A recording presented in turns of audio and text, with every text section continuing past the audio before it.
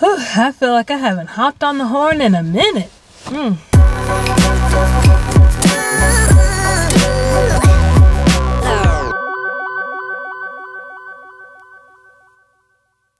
Hey, what's up? Just trying something different, you know? Just gotta do a different thing. Alright, whatever. Today was nice. It was alright. There were failures of other kinds that happened today. Not so much a discipline issue. I just really thought I had my lesson planned out, but it turns out the students didn't understand what I wanted them to do almost at all. We eventually got there in my first class, and then in my second class, we had to stop the activity because I wanted them to have time to work on their projects. And so we just cut the activity out. It was not working with their brains, and a lot of them were like, you don't know how to teach, basically, is how it got to. And I'm like, you know what? We're still trying it out, so it's okay if you think I don't know how to teach. I mean, to be honest, you're right. Because that's what I'm going to school for. I'm learning how to teach. So this is my first time teaching this lesson to students. So yes, you are correct. Thank you for pointing that out. But at least someone is learning. But we are going to try again. I asked my co-op when we were done. I was like, so how do you feel about the activity in the ideal sense of the word?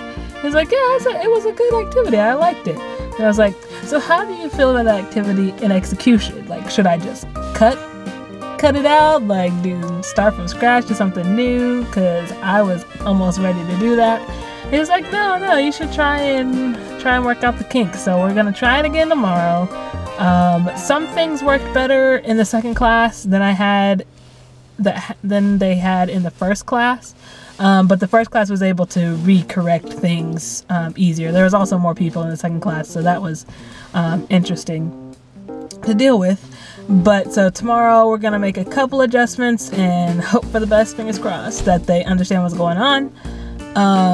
But yeah, and they got to actually start on their projects. I keep telling them they'll get time to start on them, and they haven't gotten time to start on it until today.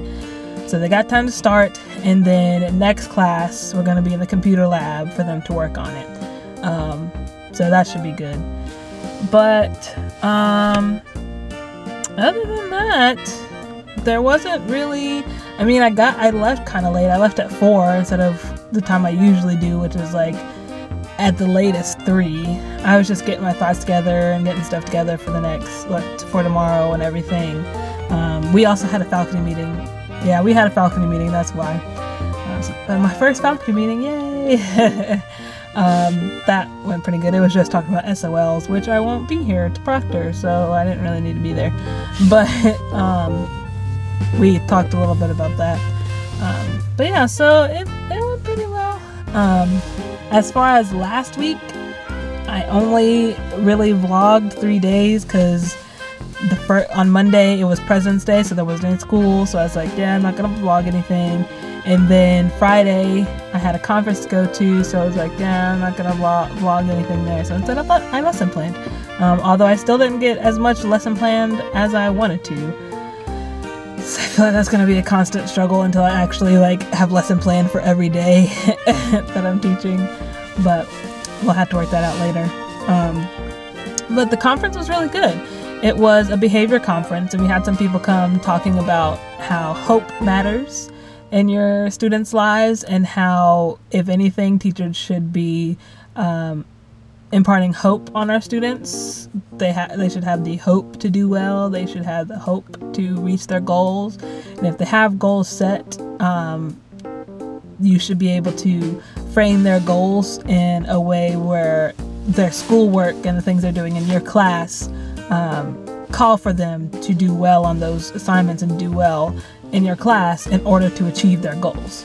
And so I like that. A lot of the techniques and a lot of the things they were saying, I didn't feel like I could apply to my classroom. I definitely feel like I could come back today and just put stuff in, because a lot of it needed to be built into the school or to the classroom. And so a lot of that I'll take with me to my job next year, which I'll tell you about in a second. But yeah, so a lot of it I'll take with me to start from the beginning. So day one, start building this hope matter, start building respect in the classroom and everything. And so a lot of those strategies I definitely will use as a first year teacher. I just don't see myself using them now, especially not with 2 weeks left in my placement until I go to my next placement. So we'll see about that, but it was a good conference. They did really well presenting. It was nice. And then I had a bit of a debacle. So I did the interview day, and I told you guys that I got a job in the district I'm in currently. But I also said I was waiting for the district with the technology to get back to me. Well, apparently the job fair I went to, the letter of intent to work with them, I needed to reply within 5 days, which meant I got it on Sunday, and so I would have had to reply by Friday. So I was like, oh, the other district hasn't gotten back to me yet. And so I called the technology district on Friday, hoping they'd get back to me, and I had to leave a message. And so I panicked. I was like, okay, I don't want to be without a job, so I need to say yes to my current district, even though I'm still waiting for technology district. And I was like, am I making the right decision? Am I doing the right stuff? And I did. I went ahead and said yes. But then, before the conference was over, I got a missed call, and I checked my messages on a break, and the technology district wanted to offer me a job. And I was happy, but then I was also like, oh dang, did I just screw stuff up? And so earlier that week I had asked the teachers in the teachers lounge if it's like illegal or if it's like not a good thing if I renege on my intent to work. And they were like, no, it's not illegal, but I mean, if you plan on coming back to get a job, you might have difficulties. And so I was like, oh, well, I don't want to be like blacklisted or put on a list to watch out for. It's not because I don't like the district I'm in currently. It's just the other district has more opportunities for technology and a little bit more support for new teachers. And so I went ahead and sent them an email and was like, sorry, unfortunately I have to alter my response. I have to go with the school district that fits me best and my teaching style and everything. And I am going to work in the technology district instead. And I was like, I wanted to make it clear that I won't. It's not because the district I'm currently in, like, I didn't like them. It wasn't because of that. It's just I liked the other district a little bit more, and the resources and things they had were a little bit more well suited for my. They're about the same resources. It's just one has the one-on-one technology and the other one doesn't. In every other aspect, they're kind of similar. So I just needed to pick the one that was more practical for me on a daily lesson planning thing. So I needed to pick the one that made more sense, and the technology district made more sense for me.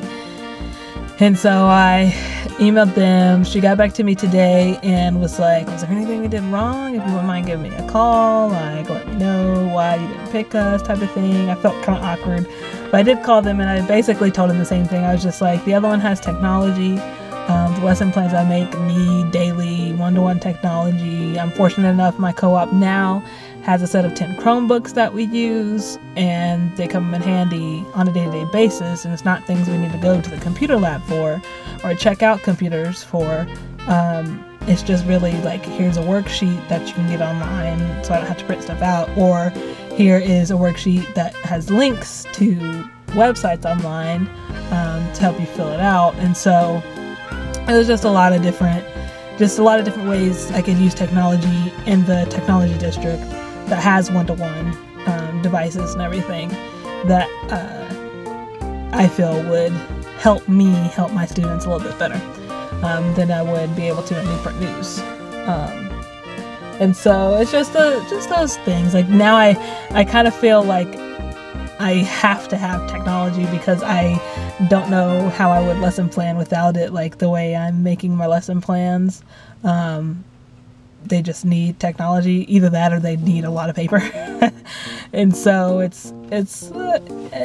felt like it was a better decision for me. And so I went ahead and sent them my letter. So now I have an official job. I have signed the early hire contract. I don't know where, like what school I'm going to be in, but I have signed on for the technology district. And so we'll see how it goes. But yeah, so I have a place to work. I also have a place to live. Over the weekend, I not scouted out. I've been there like 2 times before and didn't know it. Well, at least I didn't know I was going to live there. But one of the girls in MAT, she's going to have to go for round 2 because she's doing 2 master's degrees. And so we are rooming together next year, and I'm excited for that. And I'm excited for my job, and I'm excited to start like teaching and doing everything more officially. But I'm also really nervous. So I can wait. I can wait till we get there.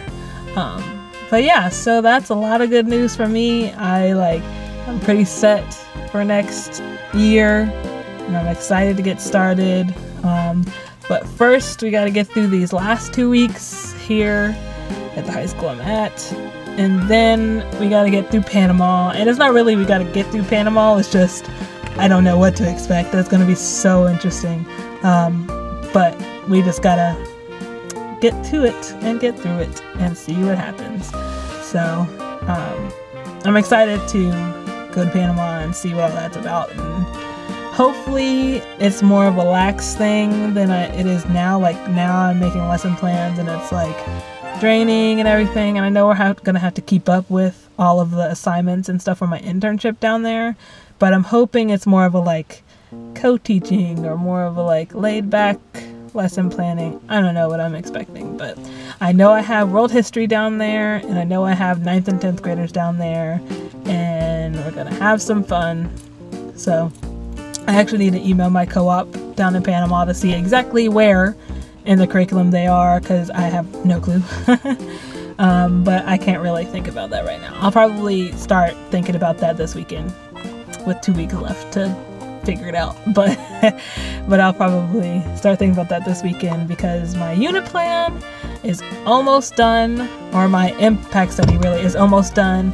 I have 1 day left of the Holocaust, which is what we did today, and then I have the impact of the war and ending the war, and then we're going to tie it in a little bit to the Cold War, and they're going to take a test, and we're going to be done. So we'll see how I impacted them. But yeah, that's all I got, and sorry I haven't talked to you guys in so long, but I've been using my time wisely, trying to use it wisely. But alright, I will talk to you guys tomorrow, and remember, make today great.